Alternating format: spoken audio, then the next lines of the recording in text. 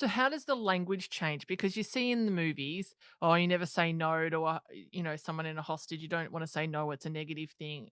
So basically I'm asking how real is that? And does it change when there's a hostage involved? Does that change? Look, it really depends on the individual situation. Right. I think I've very rarely seen an accurate Hollywood portrayal of a siege Get situation. out. I wouldn't have believed that. I thought they would have been documentaries.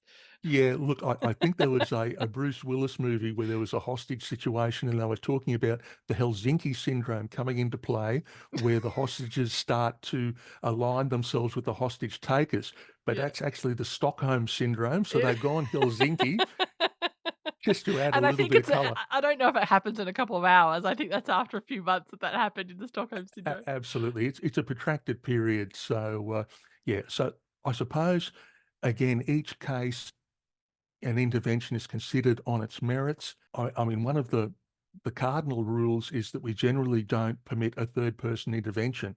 So that if you're the negotiator talking to the subject member and they say, "Oh, can you get my mum? Or can you get my dad? Or can you get the priest? Or can you get my hockey coach?"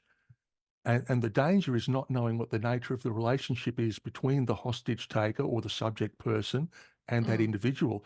They're up on the bridge, they've asked for their mum, and it's kinda like, "Well, it sounds okay. He or she wants to talk to their mum. Yeah, great idea. Let's get them on board." Mum arrives, at which time the subject person goes, "I've hated you all my life, and I want you to see me falling off this bridge as the last thing to remember me by." So, it's one of but in certain circumstances, we may get a third person to become involved in the process. As a general rule, no. So there are probably no absolutes in dealing with people, and the negotiator will get a feel for the type of person that they're talking to and what their I suppose what their motivations are, what the trigger points are, and maybe what the resolution key is to that particular situation. Someone asking for a third party might be the key that resolves the situation.